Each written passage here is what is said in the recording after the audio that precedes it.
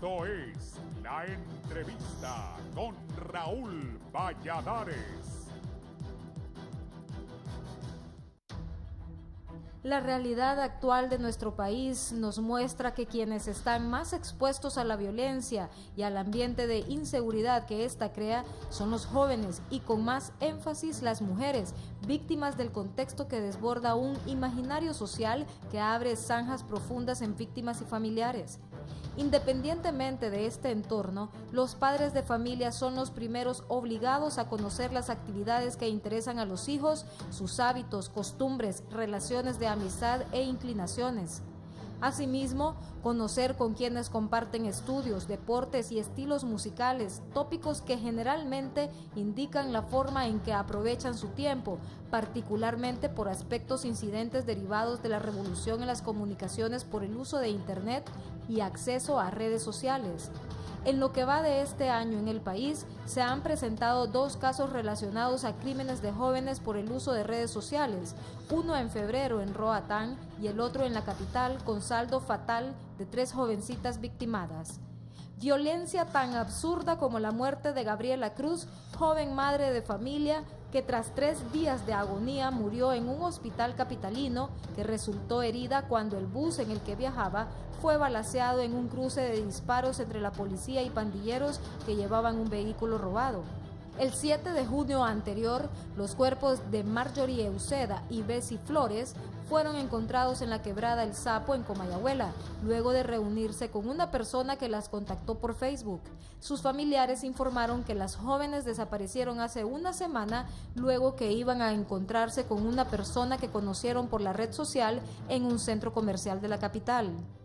Otro trágico deceso fue el del estudiante universitario Carlos Emilio Coller Núñez, de 20 años de edad, quien habría sido ejecutado por su mejor amigo y hermano de infancia en una acalorada discusión, como evidencia de la desgracia que muchos viven hoy.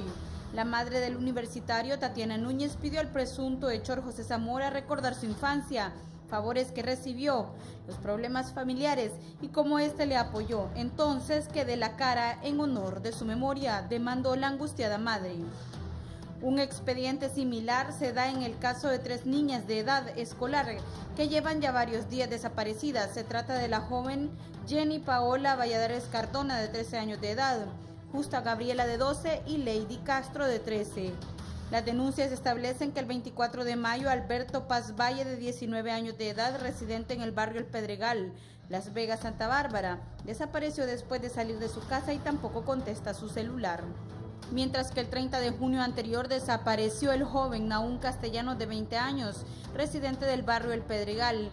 El caso más reciente es el de Diana Contreras, de 24 años, que desapareció el domingo 2 de julio tras salir de la vivienda en el barrio Montefresco y no regresó a su hogar. Situaciones que necesariamente plantea la inquietud de identificar medidas de seguridad personal en el hogar y políticas estatales de protección a favor de la juventud, como controlar la seguridad de las comunicaciones en el ciberespacio, como recientemente anunció la Comisión Nacional de Telecomunicaciones. Sin embargo, no existe mejor previsión que la comunicación fluida con los tutores de cada familia para establecer también relación entre padre e hijo y viceversa, que deberían verse obligados a identificar los contactos en teléfonos celulares, WhatsApp y redes sociales como Facebook, la más expuesta al robo de información. Otra medida de prudencia es conocer las políticas de privacidad en Internet, poner clave de acceso a teléfonos celulares, computadoras y todo artefacto para el intercambio de información en el diverso y amplio mundo de la informática mundial. Para el foro La Entrevista, Leila Bendaña y Diana Escalante.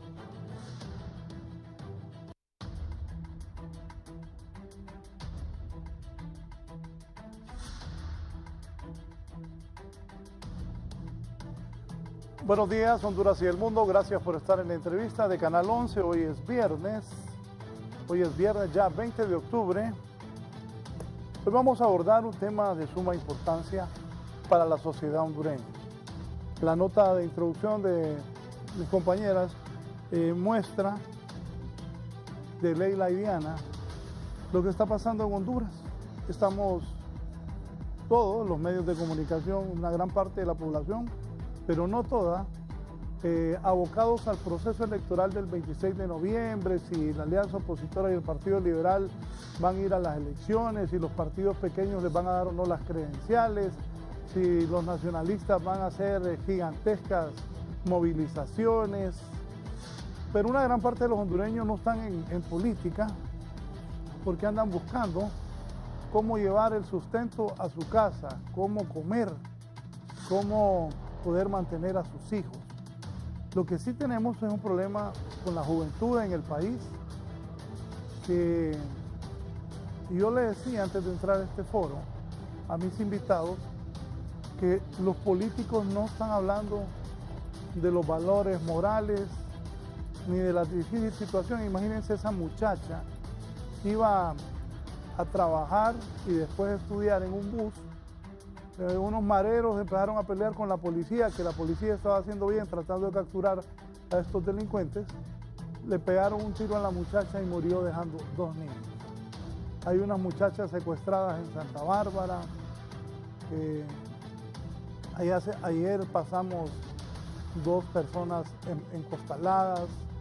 Siguen los asesinatos.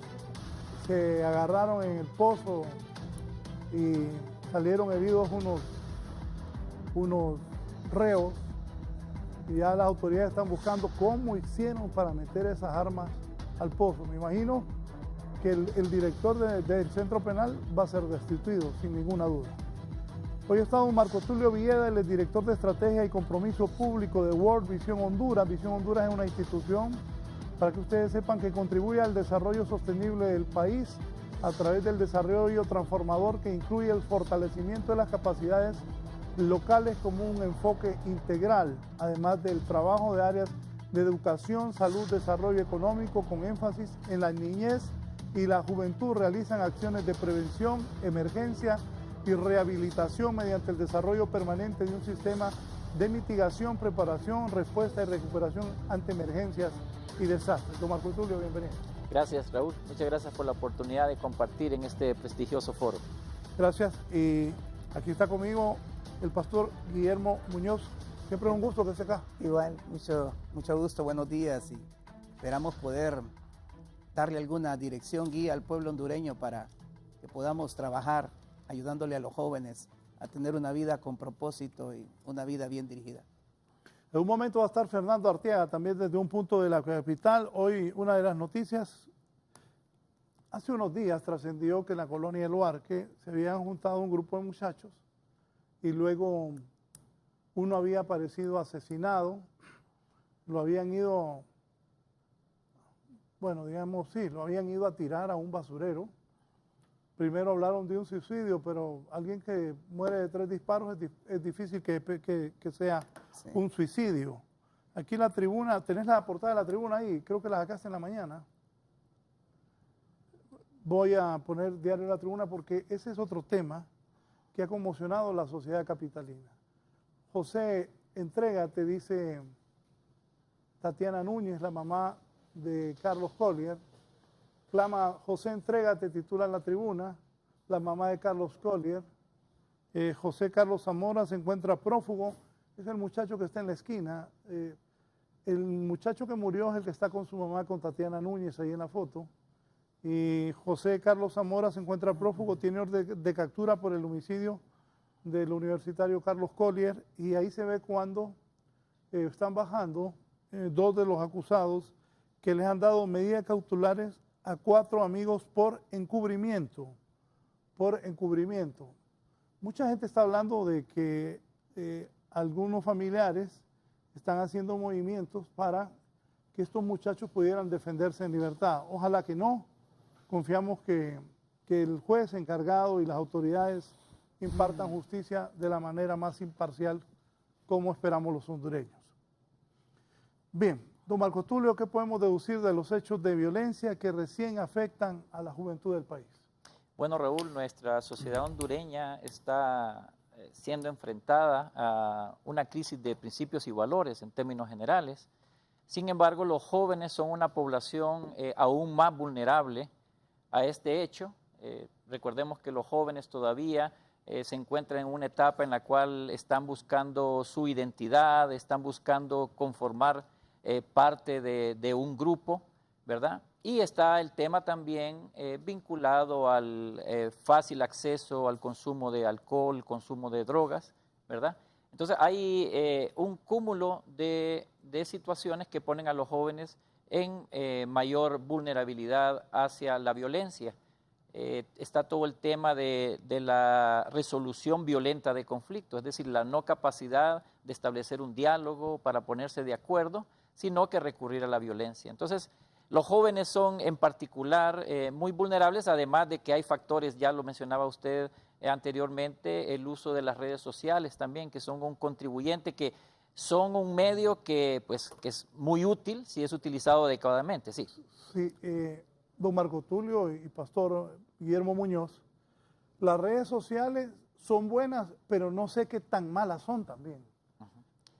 Depende del uso que se les dé, definitivamente. Son una herramienta poderosa para accesar a información, ¿verdad? Para comunicarse justo en el momento en que las cosas están pasando. Bueno, de hecho, para ustedes como periodistas es una herramienta poderosa, para nosotros también que trabajamos con estadísticas, con conocer la realidad en la cual estamos laborando, es muy importante.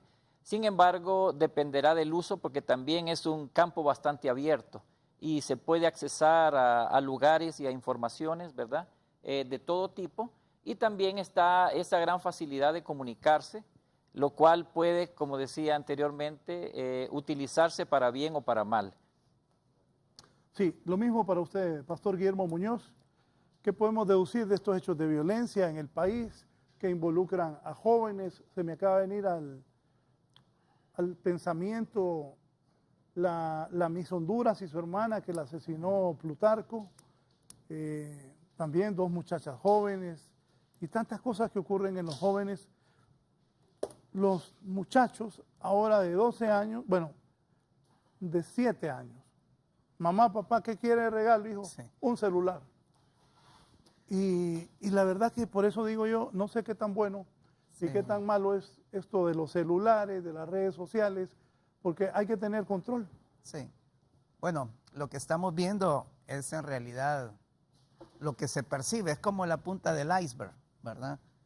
¿Qué es lo que ha generado que jovencitos sean víctimas y victimarios? Porque el gran problema de nuestra nación no solamente es que los jóvenes están siendo asesinados o se ven involucrados en muertes como la que sucedió con este jovencito en la colonia El Oarque, donde otro muchacho es quien le quita la vida. Entonces debemos de hacer un análisis, qué es lo que está en lo profundo que está haciendo que haya esta erupción volcánica de violencia en nuestra sociedad, ¿verdad? Entonces, definitivamente que siempre van a haber 3 factores que si nos unimos podemos hacer la diferencia en nuestro país, ¿verdad? La primera responsabilidad siempre va a caer en los padres, otra responsabilidad puede caer en el Estado y otra responsabilidad puede caer en la iglesia.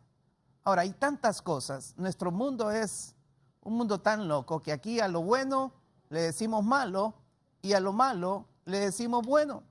Hay muchas cosas buenas que debe de agregársele algo para que todavía sea más efectivo. Por ejemplo, la educación. La educación es un tema de mucha importancia para los seres humanos porque le ayuda a desarrollar las competencias, a tener conocimiento para poder desenvolverse. Pero la educación en sí no tiene la capacidad para transformar al individuo, tiene la capacidad para potenciarlo a producir, pero necesita una educación más allá de lo académico, una educación en principios y valores. Ahora, todo el mundo profesa que necesitamos principios y valores. La pregunta es si en realidad se cree y si hay un sistema que lo promueva y que lo proteja. Por ejemplo, miren nuestro país. Nuestro país es considerado como uno de los países más corruptos de América Latina. Ahora pregúntese, ¿quiénes nos han gobernado? ¿Qué perfil tienen esos hombres? Son hombres estudiados, hombres con maestrías, hombres con doctorados. Uno no pone mucho en tela de juicio la capacidad académica de nuestros gobernantes. Pero ¿qué es lo que ha pasado con nuestro país? Mire dónde estamos. Son buenos para la estadística, son buenos para la agricultura, pero no son buenos para decir la verdad. No son buenos para ser honestos. No son buenos para promover principios y valores, sino que más bien nuestra sociedad es una sociedad que cada vez quiere echarle tierra a los principios y valores y asegurarse de que no fluyan. Deberíamos de ser una nación democrática. ¿Y qué quiero decir con esto? Mire, se tildan y se enorgullecen de decir somos un Estado secular y por eso tenemos que tener cierta cautela con eso de promover principios. Y lo enfocan a la religión. O sea, yo no me gusta hablar de religión, a mí me gusta hablar de principios y valores. Y por esa mística y por ese escrito de que somos un Estado secular, sacan principios y valores de la institución. Deberíamos de ser democráticos en vez de seculares. ¿Qué significa eso? Bueno, si el sistema es democrático, apoyemos lo que la mayoría dicta. Por ejemplo, debería de hacerse una oración en el Congreso antes de comenzar una reunión. No, somos un Estado secular y laico. ¿Y por qué no lo ponemos primero un Estado democrático y decimos, ok, lo que la mayoría dice, vamos a votar ahorita quienes están de acuerdo en orar?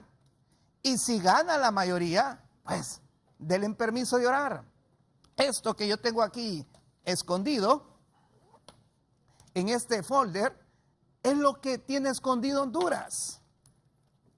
Tiene escondida la Biblia. Uy, no saquen eso acá, es un medio laico, secular. No, hemos escondido esto, el texto de vida que le puede transformar la vida a cualquier persona. No, si sacamos la Constitución y está bien, y deberíamos de sacarla y aplicarla, porque igual que la Constitución, esto hay que sacarlo, leerlo y aplicarlo, pero no, sacamos este libro y en este libro no me enseñan ciencias naturales, digamos así, enfocado, no me enseñan matemáticas, aunque todo está implícito, me enseñan la importancia de perdonar cuando alguien me ofende.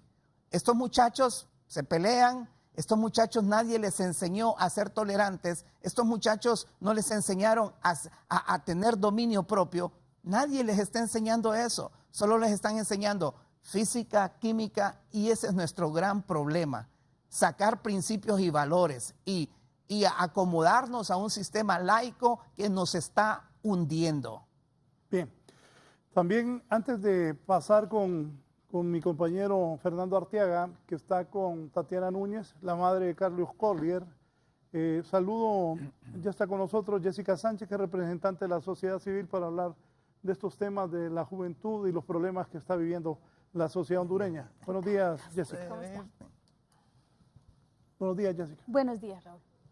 Gracias por estar aquí. Gracias a ustedes. Bien, aquí dice, se defenderán en libertad con medidas 4 amigos por la muerte de universitario. Ministerio Público no pudo comprobar ante el juez quién de los muchachos lo mató, por lo que le dieron medidas sustitutivas. Aquí saca la tribuna. Los familiares y amigos exigieron justicia por la muerte de Carlos Collier ayer en las afueras de los juzgados. Y acá dice, madre de Carlos Collier, José Zamora da la cara, decir la verdad. Ayúdenle a su hijo a crecer como persona y a rectificar sus errores. Mi hijo me está dando fuerza para poder hablar, ha dicho Tatiana Núñez. ¿Quién es José Carlos Zamora?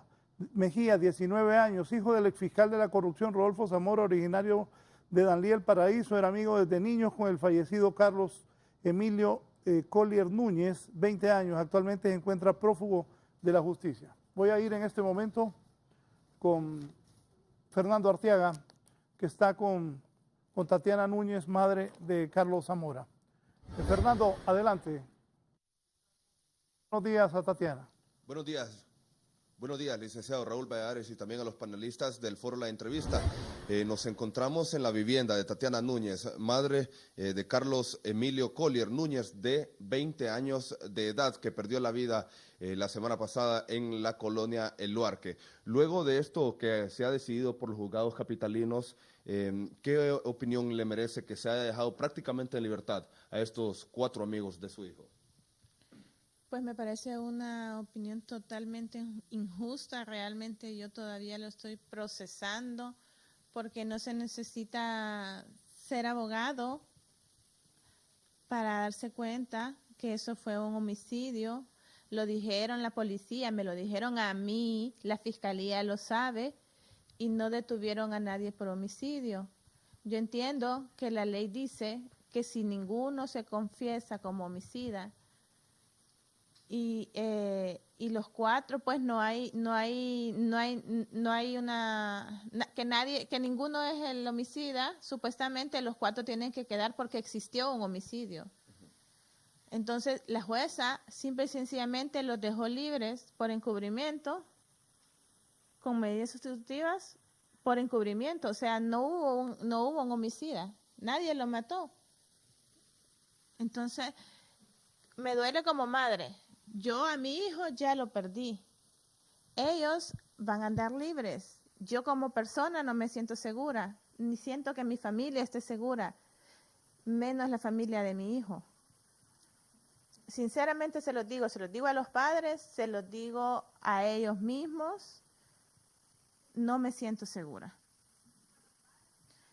Porque uno de los muchachos que sacaron, yo tengo conocimiento y pruebas, que se dedica a amenazar a muerte a las personas y que se dedica a cometer actos delictivos. Entonces, quiero saber dónde está la justicia de mi país. Este país es mío y yo he trabajado por este país. El gobierno también es mío, como es de todos, pero yo también he trabajado por este gobierno. Y me merezco justicia, no por mí, por mi hijo y sobre todo, lo más importante, es porque todos los jóvenes que andan en la calle, que salen a departir, por no decir otra palabra, hoy están viendo, aquí se puede hacer lo que se les dé la gana. Yo no quiero que esto se convierta en un acto más de reclamos y de andar gritando que no hay justicia en este país, porque el caso de mi hijo no es el único, sino que ya de verdad las cosas en este país cambien. Que ya de verdad no venga una jueza a desestimar todas las pruebas de un homicidio. O sea, no entiendo si ella no sabe que hay un muerto. Y se lo digo directamente. A la fiscalía, ¿qué? No tiene pruebas. A la policía. Yo hablé con la policía, con la DPI, con las personas influyentes en este país e importantes. Y me dijeron en mi cara que es un homicidio. Entonces, ¿por qué salieron todos? Son 3 disparos en la cabeza que no cree usted que pudo haber sido un suicidio. No es que yo no crea, yo soy segura que no, que mi hijo no hizo eso. No, o sea, la policía me lo dijo, es imposible que haya sido un homicidio. En la DPI me lo dijeron, eso fue un homicidio. Un homicidio porque no está comprobado que es un asesinato, porque no ha comprobado que sea planeado. Pero también creo que puede haber sido un asesinato. Porque mi hijo ya estaba en su casa cuando llegó este muchacho, Carlos, a buscarlo. Bien, hay una pregunta de los estudios, escuchemos. Bien, buenos días, Tatiana. Sabemos el momento difícil que está pasando.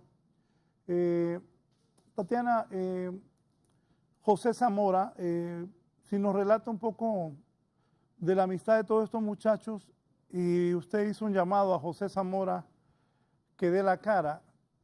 ¿Quién era José Zamora y qué ha sabido qué se sabe de él? Porque es el único que está prófugo de la justicia. Todos están en libertad. Entonces, ¿quién asesinó a su hijo? Como madre, ¿cómo se siente ante la decisión de este juez?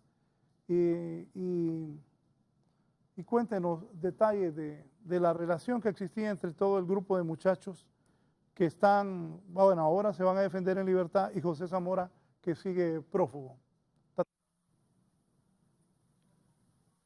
Buenos días, licenciada Valladares. Gracias por esta oportunidad. Pues voy a empezar por José. José, nosotros lo conocemos desde niño. Es un niño que pasaba permanentemente en nuestras casas, tanto en esta casa como en la casa del papá. De hecho, las fotos que salen en los medios de mi hijo con una camisa roja, él estaba con nosotros cuando tomaron esas fotos. Le hacía muecas a mi hijo para que se riera mientras nos estaban tomando las fotografías. Porque ese día se quedó durmiendo aquí en mi casa. Fuimos a comer, la pasamos bien, nos reíamos, lo aconsejábamos. Mi hijo lo adoraba. Él no decía que era un amigo, decía que era un hermano. Cuando le iba mal en las clases, Carlitos le enseñaba, le ayudaba a estudiar porque él tenía cierta habilidad en las matemáticas. Y pues que compartían cama, comida, amistades. Nosotros platicábamos con él, lo conocemos perfectamente. Y también no se trata de ensañarse, pues, se trata de que digan la verdad. Solamente queremos justicia. Los otros muchachos, pues lo que es esta muchachita Olga y el Carlos, pues sí entiendo que son personas que no pertenecen a la colonia. Yo sí los había visto, sí los conocía. Y yo le decía a mi hijo, quiero ver esos niños, quiero conocerlos, le decía yo. Porque solo los miraba así de largo.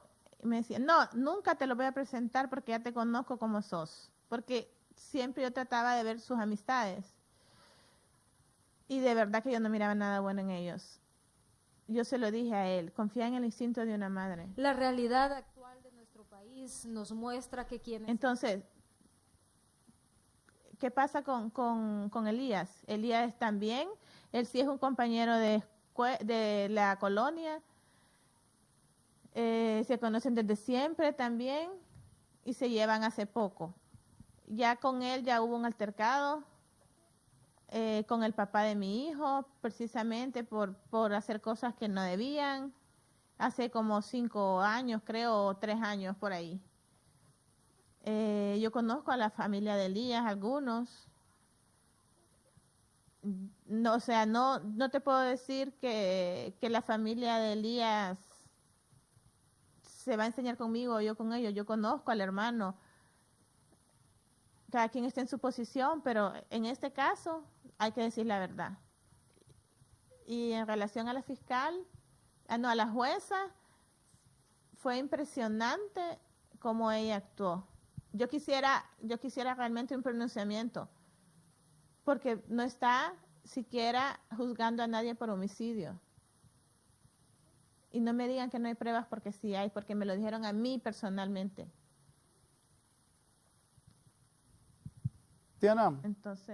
Tatiana, entiendo que hace unos días recibí una foto que los padres de los muchachos se habían reunido para ver cómo iba a ser la defensa, y con los papás de Zamora no se ha platicado. Fíjese que sí. Yo tuve conocimiento que el papá de Zamora estaba reunido en el Medical Center con sus abogados y de ahí recibí yo la información. Entonces, claramente escuché donde ellos piensan apoyar a los demás para para que les dieran ayer las medidas sustitutivas y de esa manera presentar a Zamora para que también Zamora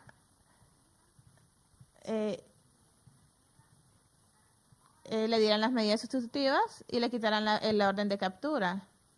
Entonces, yo estoy casi segura que Zamora se va a presentar, porque si las cosas a nivel del juzgado están así defendiendo a esos muchachos como que no hicieron ningún homicidio, entonces no hay problema.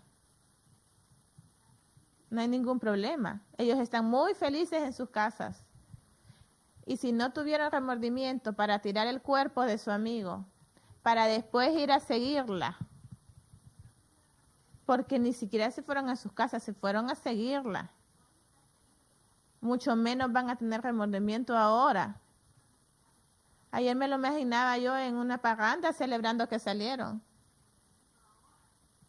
Entonces quiero saber cuál es la justicia de este país. ¿Has platicado con alguno de los padres de estos muchachos? No, yo no he hablado con ninguno. Sin embargo, estoy abierta a hacerlo. Porque realmente lo que queremos es la verdad. Y que se deduzcan las responsabilidades que tengan que deducir. Entonces, la mamá de la muchacha se acercó al papá de mi hijo ayer. Y ella le dijo, pues, que ella le pide a su hija que hable.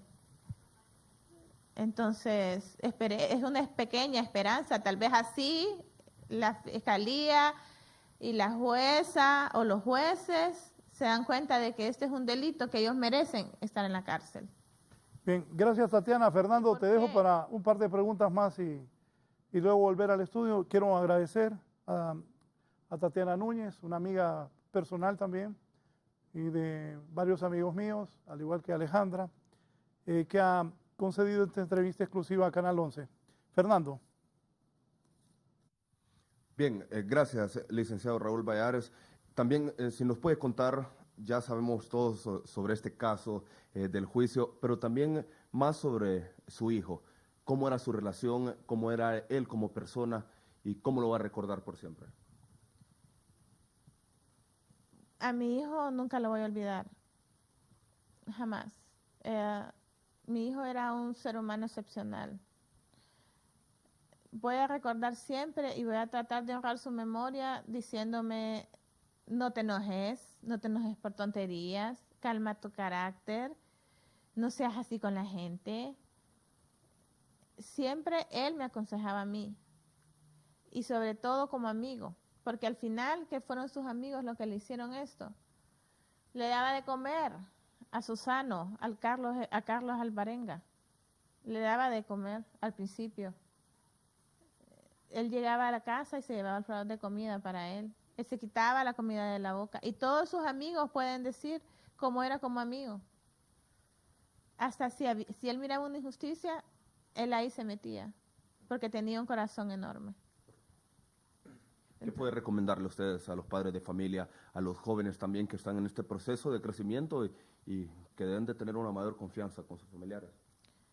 Yo les quiero, pues, específicamente hay uno que tiene hijos. Sí, Alexander. Me parece que es él el que tiene hijos. ¿Qué es el ejemplo que le vas a dar a tus hijos? Quisiera que tus hijos pasaran por esto. Todavía están jóvenes y tienen tiempo de reivindicarse y de salvar su vida, no de seguir en lo mismo. Ya esto ya pasó, pero que sirva para enseñarles a los jóvenes que no debe seguir pasando, no deben seguir pasando estas muertes en este país. No pueden seguir pasando estas cosas, no pueden, simple y sencillamente no pueden. Muchas gracias. Muchas gracias por habernos recibido en su vivienda. Tatiana Núñez, madre de Carlos Emilio Collier Núñez, de 20 años de edad. Solo algunos datos que también podemos brindarles es las 4 personas que fueron a quienes se les dictaron estas medidas sustitutivas. Carlos Emilio Elías Chaín Alvarado, de 28 años de edad. Esta persona es el dueño de la vivienda donde partían estos jóvenes. También Carlos Alfredo Alvarenga Romero, de 26 años de edad. Olga María López Ferrufino y James Alexander O'Connor Márquez. Aún no se ha presentado José Zamora, quien ha sido el mejor amigo de esta persona que lastimosamente ya no está en vida. Este es nuestro informe y la entrevista que pudimos brindarles con la madre de este joven que la semana pasada fue asesinado por sus amigos. Con esto vamos a una pausa comercial, unos mensajes y ya volvemos con la entrevista. Gracias a Empresa Energía Honduras. Seguimos trabajando con esmero.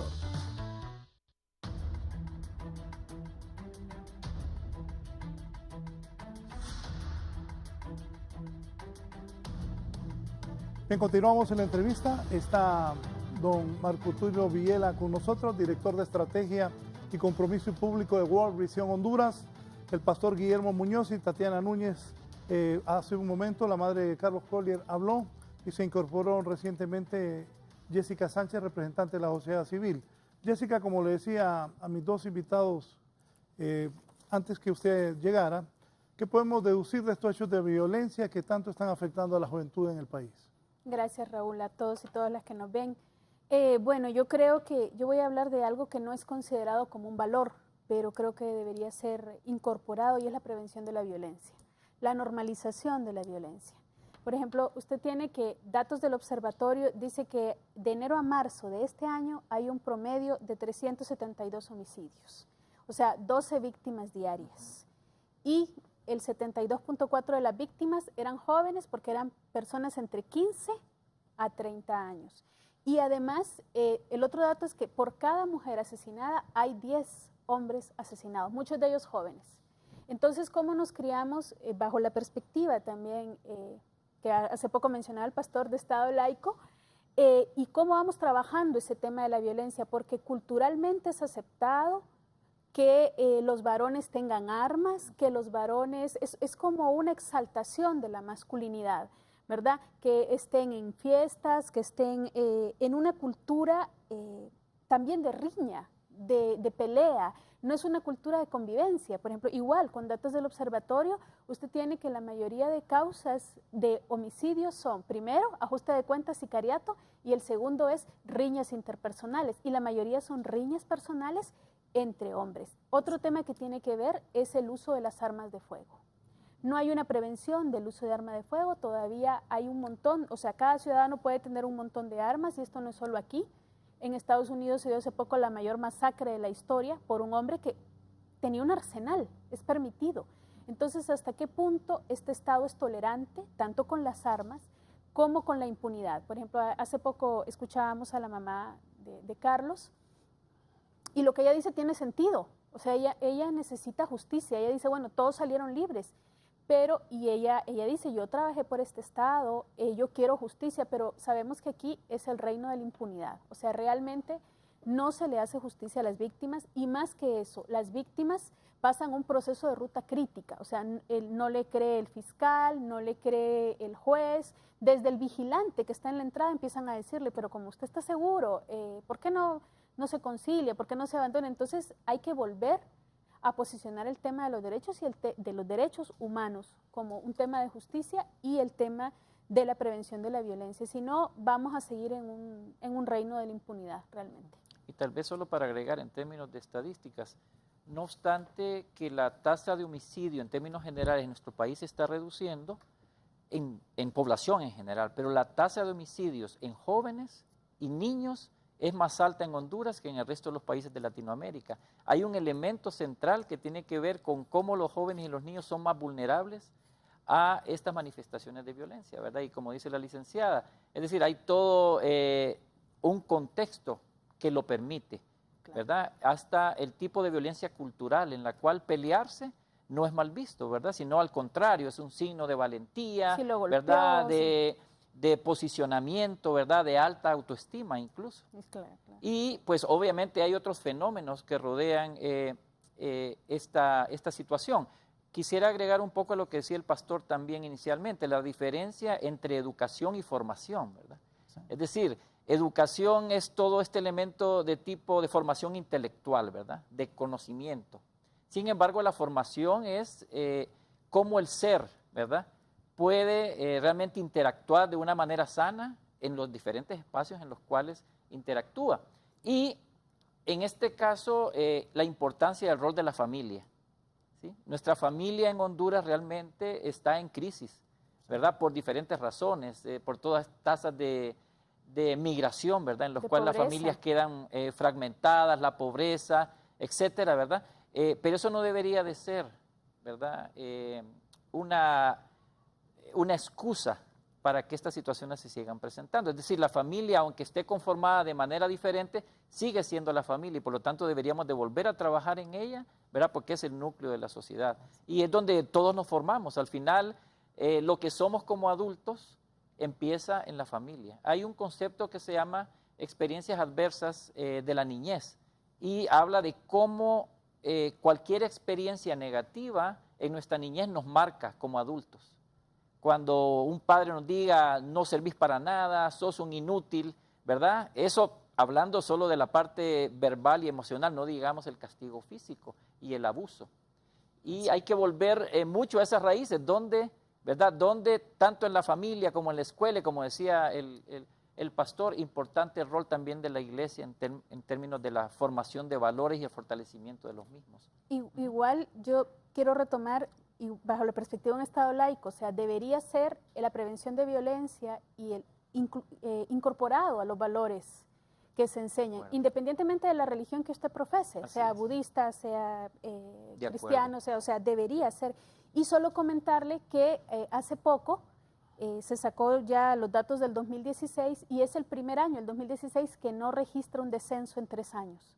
Más bien hay un aumento de 2.8 en la tasa, o sea, vivimos como un periodo que fue como un bajoncito, ¿verdad? Y después regresó, porque vivimos en una cultura violenta que, como bien decía usted, exalta los valores patriarcales, o sea, el valor del macho hondureño, eso es lo que tenemos que desconstruir, o sea, estamos también viendo que este muchacho era un menor, 20 años, ¿no? Entonces, ¿qué está haciendo el Estado para proteger a estos menores también? O sea, no sé qué país de Europa tiene hace poco tiene una ley que ha disminuido mucho el tema de la violencia entre jóvenes, y ya hay más jóvenes jugando, el tema, porque quitó el tema de las drogas. Es un país escandinavo. Escandinavo, sí, y correcto, ¿verdad? Sí. Y una medida que a mí me parece represiva, pero parece que fue muy buena, hubo un toque de queda a las 9 para los jóvenes y los niños. A las 9 de la noche ya no hay nadie en la calle.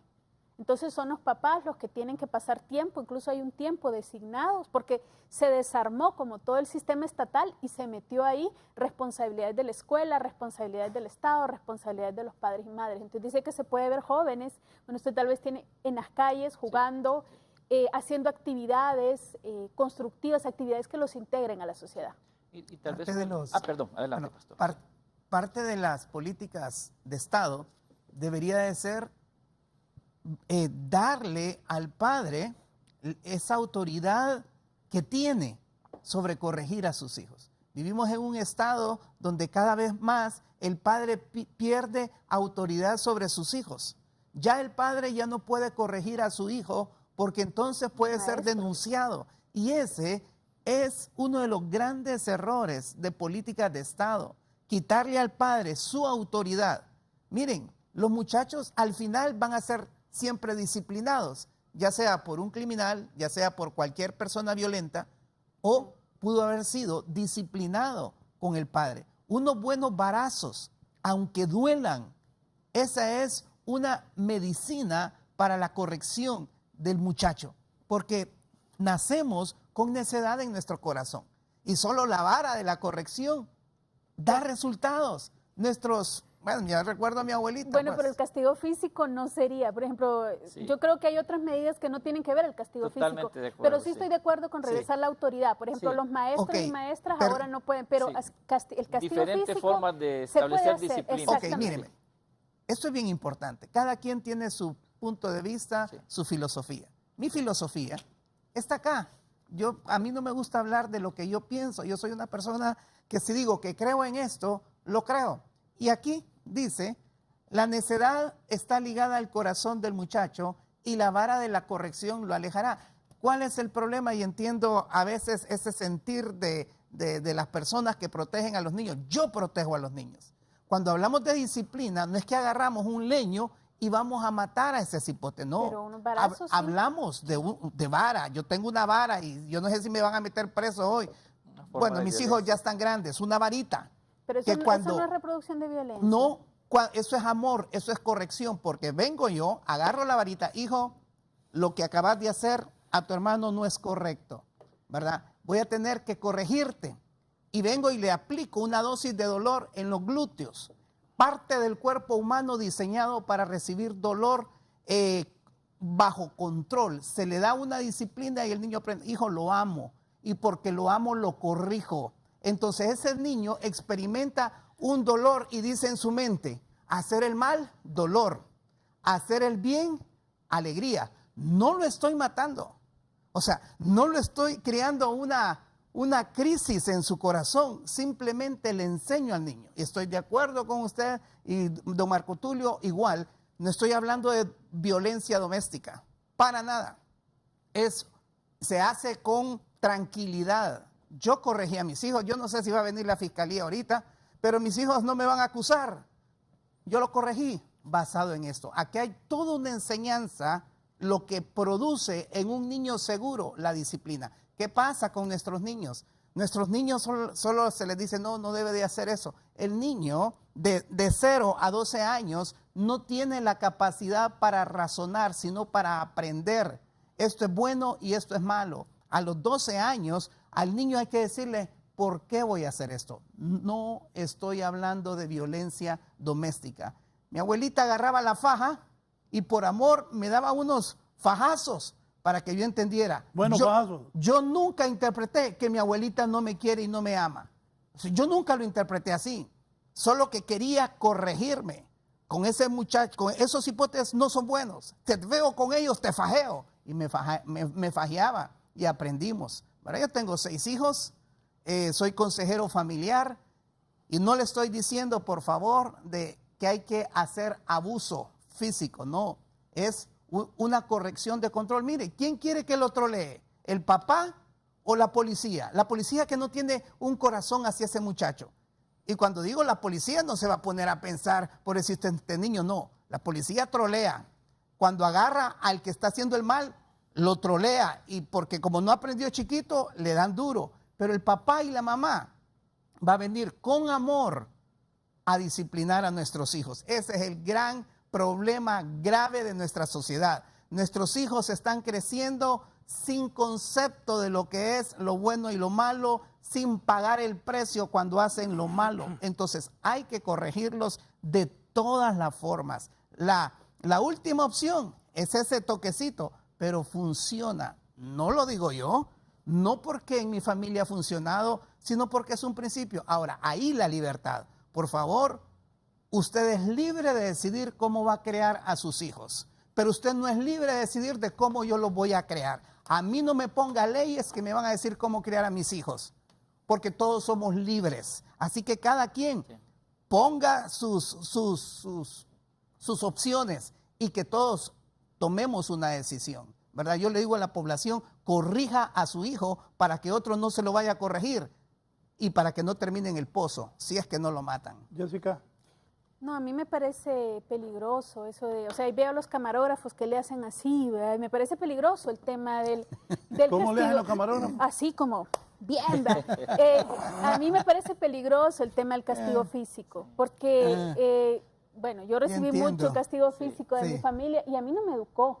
A mí más bien me puso más rebelde, porque era por cuestiones de rebeldía. Y, por ejemplo, estoy de acuerdo que se debe educar y se debe decir cuál es el bien y cuál es el mal, pero ya hay sistemas en el mundo probados que no han utilizado violencia y cuyos jóvenes están a otro nivel y las tasas de violencia, asesinato han bajado. Yo, por ejemplo, quiero traer aquí a mi abuela peruana. Ella jamás me puso un dedo encima, jamás. Y sí me decía que era bueno y que era malo. Y yo de ella aprendí las lecciones de amor incondicional de la vida. O sea, se puede educar con amor, sin necesidad de golpes. Yo también tengo hijos. Claro. Casi no los he castigado físicamente. Hay otras formas de castigar, qué sé yo. Claro. O no sé, de reprender, por ejemplo, de poner disciplina. Bueno, para mi hijo es mejor que le quite es peor que le quite la televisión, por ejemplo. Claro. Que le pegue, o es peor que se quite. O sea, hay 100%. Otras formas. Claro, pero ya es un adulto. Y sí, no, son hijos pequeños. ¿Usted ha visto a niños? Solo termino, que yo lo escuché. Sí. Son niños pequeños, pero también dentro de lo... O sea, hay otras maneras que tienen que ver con el Estado, tienen que ver con la construcción de la cultura, con la identidad de ser hombre, y sí estoy de acuerdo en que, por ejemplo, los maestros y maestras se les debe volver a dar autoridad, no para que malmaten los hipotes, ¿verdad? No para que, pero sí la autoridad del maestro o de la maestra ha decaído. Si al papá no le gustan las notas, entonces va y incluso hay amenazas de muerte para los maestros que no pasan, niños. Entonces, ahí sí creo que debe intervenir el Estado y volver a darles autoridad a los maestros y maestras para que enseñen lo que debe ser. Don Marco Tulio. Sí, tal vez, bueno, respeto la opinión del pastor, aunque no la comparto, pero como él bien lo dice, ¿verdad? Es una decisión personal, él ha tomado esa decisión y la respeto. Sin embargo, hay estudios que muestran, ¿verdad? Porque a veces cuando uno habla de violencia solo piensa en homicidios, ¿sí? Y entonces, claro, ¿necesitamos llegar a ese extremo? Es la pregunta, ¿verdad? Pero hay diferentes tipos de violencia. Obviamente está primero la violencia física, que es la que uno puede ver, ¿verdad? Un grito, un golpe. Sin embargo, hay también violencia estructural. Sí. Y tiene que ver con la limitación de los ciudadanos, por ejemplo, a sus propios derechos. Derecho a la educación, derecho a la salud, a la alimentación. Y hay otra violencia que es la violencia cultural, que va un poco en esa línea, ¿no? Es decir, hay aceptación de ciertos patrones de violencia que por tradición se han aceptado como que son correctos, ¿verdad? Entonces, sí es importante saber, ¿verdad?, que definitivamente toda forma de violencia de alguna manera deja una huella. Es, obviamente, de repente nosotros no somos conscientes de ello, ¿verdad? Conscientemente decimos, no, pues eso me ayudó, etcétera. Pero hay múltiples estudios que hablan acerca de la huella que puede dejar, ¿verdad?, una actitud de violencia, un grito, un maltrato, un abuso, ¿verdad?, en una persona y que luego en su adultez puede llegarse a manifestar con conducta. Y solo tal vez, perdón Raúl por tomar tanto la palabra, pero hablaba del tema político. Es decir, no es que quiera entrar en política, pero los adultos debemos ser modelos también en la forma que nos expresamos. Y por ejemplo, una campaña política llena de violencia, de insultos, entonces eso crispa a la sociedad, ¿verdad? Entonces la licenciada decía que las tasas de homicidio ahora se han, digamos, estabilizado, ¿verdad? Hay factores como por ejemplo, este ha sido un año político, desde que empezó el año, incluso desde el año pasado, ¿verdad?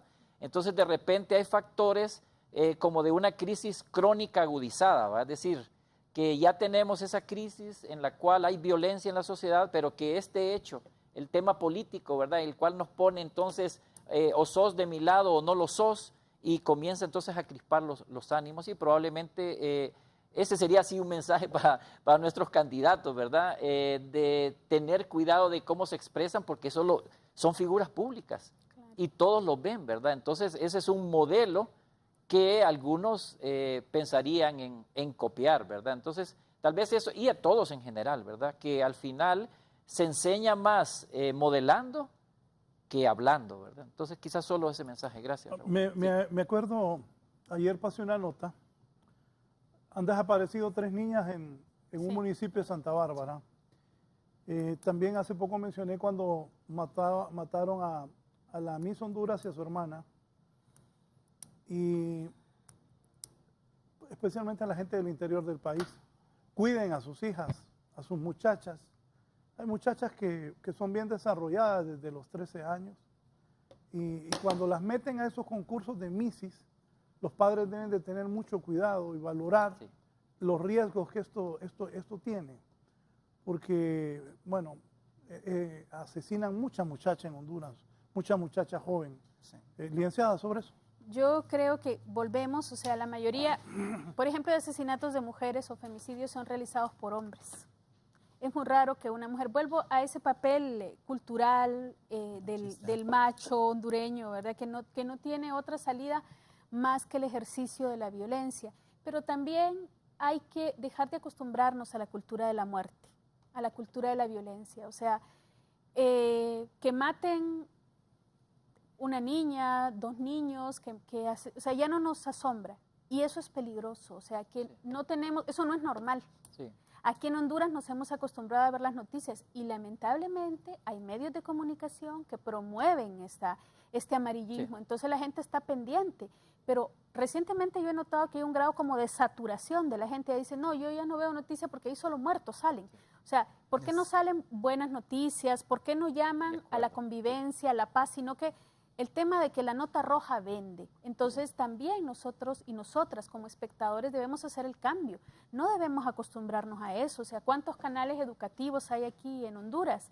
Pero aparte de eso, pocos, ¿no? Pero aparte de eso, ¿cómo vamos construyendo, qué sé yo, parte de la educación, sentarnos a ver documentales con los hijos e hijas, educarlos en eso? Hay tan pocas opciones ahora y muchas a través del internet, por ejemplo, de las redes sociales, pero es como valorar eso, o sea, y no acostumbrarnos a eso. Por ejemplo, estas chicas que desaparecieron, ¿verdad? Que fueron encontradas 2 asesinadas, o nosotras sí, como movimiento feminista, como movimiento de mujeres, creemos que está vinculado con la trata de personas. Y eso es y eso es un problema, como decía don Marco Tulio, estructural. Aquí la trata de personas y la trata de mujeres pasa a vista y paciencia de todo mundo. Entonces todo mundo sabe quién se llevó las muchachas, qué les hicieron, pero nadie habla, porque estamos en un sistema de justicia que carece de confianza por parte de la población. El ciudadano, la ciudadana se ve enfrentada, bueno, se llevaron aquella, pero tengo otros 5 más aquí que pueden ser vulnerables. Entonces hay que fortalecer realmente el sistema de justicia, pero de verdad, no solo... Y es una cuestión de nación, o sea, desde que usted viene en la frontera, ve a los militares, ve a los verdes, y yo pregunto, ¿realmente la policía militar ha logrado bajar la violencia? ¿A quién está protegiendo? ¿A nosotros y nosotras como ciudadanos? No, yo no siento, o sea, a nivel como ciudadana hondureña, yo no siento que la policía militar haya sido un disuasor de la violencia o atienda a los casos de violencia, y realmente estamos cada vez más cercados de policías, militares, armas, que como bien decía Marco Tulio, don Marco Tulio es el ejemplo que nosotros vemos y es el ejemplo que los jóvenes están pensando seguir. Y ese ejemplo es el problema, no hay ejemplo en casa. Entonces, al no haber un ejemplo en casa, se va. Miren, con respecto a la mujer, eso es el ser más maravilloso que puede existir. La mujer y la madre es la última esperanza de un niño. Más de la mitad de los hijos crecen sin un papá. Más de la mitad. No responsabilidad. Ahora, esa madre, ¿qué le podría yo decir a esa mamá que me está viendo? ¿Cómo puede usted educar a sus hijos? Educar como la palabra amplia. Uno, hay que formarlos, como bien lo decía Marco Tulio. Formar es enseñar principios y valores. Hijo, pida perdón. Hijo, no dijo la verdad. Eso no es una enseñanza académica. A las niñas no se les pega. Enseñarles principios y valores, ¿verdad? Sí. Número 2, guiar a sus hijos. Hijo, si vas por ese camino, al final está esto. Yo ya soy un hombre adulto, yo ya lo experimenté. Ok, hijo, el tercero, corrija a su hijo. Póngale límites, ¿verdad?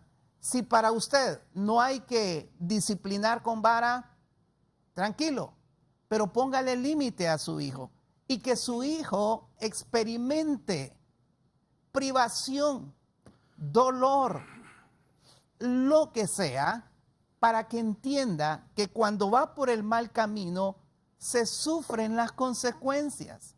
Entonces, yo vuelvo y le repito, yo no soy un pensador autónomo. Yo soy alguien que repite lo que lee porque creo profundamente en esto. El que ama a su hijo lo corrige. El que no lo ama lo lleva a la muerte. Pastor Guillermo Muñoz, no, yo no lo dije. Lo dijo el hombre más sabio del mundo, pero vivimos en un país democrático. Entonces, ¿cómo educar a sus hijos para que no se enfrenten a ser violentos ni exponerse a la violencia? Fórmelos, el dominio propio, el respeto, la tolerancia.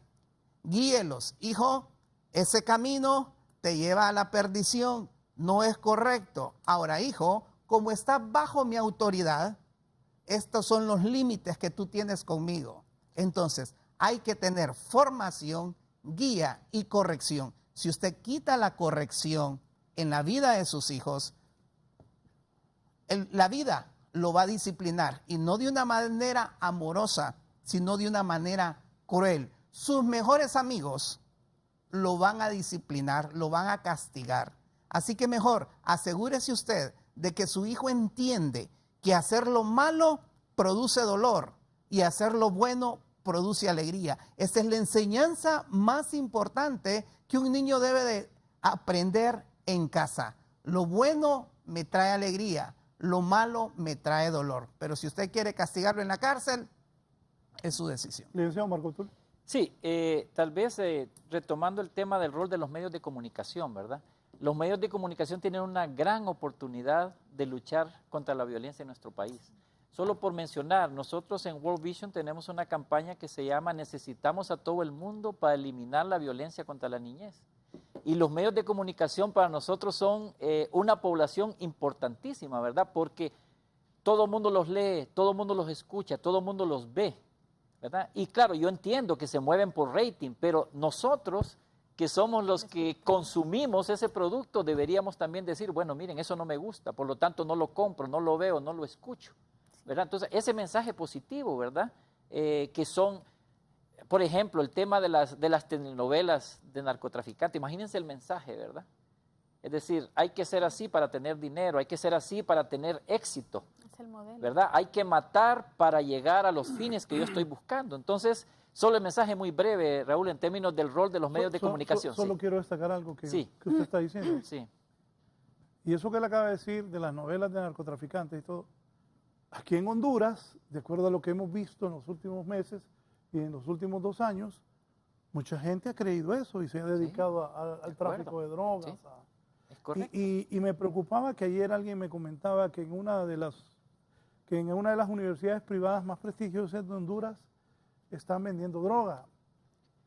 Entonces creo que las autoridades universitarias de las universidades públicas y privadas deben ponerse más pilas, como decimos en Honduras, y supervisar y evitar que estén vendiendo drogas a los jóvenes en las universidades y en las escuelas y colegios. Creo que debe haber una campaña orientada hacia eso. de acuerdo. Y la fiscalía debe actuar también. Sí. O sea, Sobre lo que decía de cómo, y eso, que aquí en Honduras muchos han agarrado ese camino de la venta de drogas y ligarse a gente mala Correcto. para obtener beneficios económicos. Si uno trabajando, honestamente uno puede De acuerdo. adquirir beneficios. Pero eso se convierte en modelos, es lo que hablábamos hace poco, ¿verdad? Es un modelo que si yo quiero llegar a ser exitoso, pues yo debo actuar así, ¿no? Yo debo matar, yo debo robar, yo debo hacer aspectos que tienen que ver con corrupción, ¿verdad? Sin embargo, no hay antimodelos ante eso, ¿verdad? O muy pocos, muy escasos, ¿verdad? Porque esto se convierte en un círculo vicioso, ¿verdad? Es decir, lo que vende es el amarillismo, ¿verdad? Y por lo tanto, pues eso es lo que yo pongo, eso vendo, eso me compran, y se convierte en un círculo vicioso. Entonces nosotros también como consumidores somos parte de ese ciclo. Pero voy a decirle algo que usted tiene razón. ¿Sí? Tengo 30 años de ejercer el periodismo y es cierto, el amarillismo desgraciadamente vende. Y en algún momento yo he dirigido 2 medios y he trabajado en 2 medios. En Emisoras Unidas dirigí HRN 15 años y ahora en Canal 11. También tuve un programa en Canal 3 en la televisión. En algún momento llegamos a acuerdos de no sacar tanto muerto, de evitar tanto el amarillismo, pero alguien de repente lo rompe. sí. Sí, Entonces correcto. todos los demás lo rompemos. De acuerdo. Entonces es una cosa bien difícil, Sí. que también los medios somos responsables, Claro. aunque también cuando hay tragedias, cuando hay momentos difíciles del país, los medios estamos ahí, Sí, pero sí. también, No, de acuerdo, no se trata de esconderlo. no, sí. una pregunta, le voy a hacer. Sí. Cuando hay un montón de muertos en Honduras un fin de semana, desgraciadamente ha habido alguna vez más de 20 muertos. ¿Qué hacemos los medios de comunicación? O sea, y también hay veces que impulsamos, vaya, esta lucha contra el cáncer. Sí, definitivamente, muchas cosas. sí. Pero no es fácil. es Yo como- creo de que, acuerdo, mire, de informar no es el problema. Exactamente. Informar no es el problema porque la población necesita estar informada, sino la morbosidad que se da de cada muerte. O sea, Las hay imágenes. mucho claro, morbo. sí, es Las que- imágenes, sí, sí, el sí. irrespeto también Sí. a las personas que están de duelo, que están, o sea, eso acuerdo. es lo que creo que nosotros estaríamos atacando. O sea, tal vez hacer un pacto ético, pero como usted dice, o sea, viene el medio tal y pone hasta el hilillo de sangre ahí sale, No, o sea, entonces... sí, ahí está cada quien. Por ejemplo, nosotros cuando ocurre eso, le decimos mosaico, entonces digo yo, eso tápenlo. Sí. Y por de ejemplo, acuerdo. hoy que estaba entrevistando a Tatiana, la madre de Carlos Collier que murió, no es fácil estar entrevistando a una persona que está Claro. con su dolor, Sí. que le han asesinado a su hijo, que lo fueron a botar a un basurero Que y eso que también es supuestamente simbólico. sus amigos, ¿verdad? Sí. Entonces, pero como dicen ustedes también hay que ver la manera en que se abordan los crímenes y estas acuerdo. cosas. Nadie puede entenderlo a un 100% cuando no ha pasado una situación como esa. Yo fui víctima de ese amarillismo. Marcó mi vida. A los 21 años mi mamá murió electrocutada. Y al día siguiente, en primera plana, mi mamá apareció tirada en el suelo del hospital de San Pedro Sula.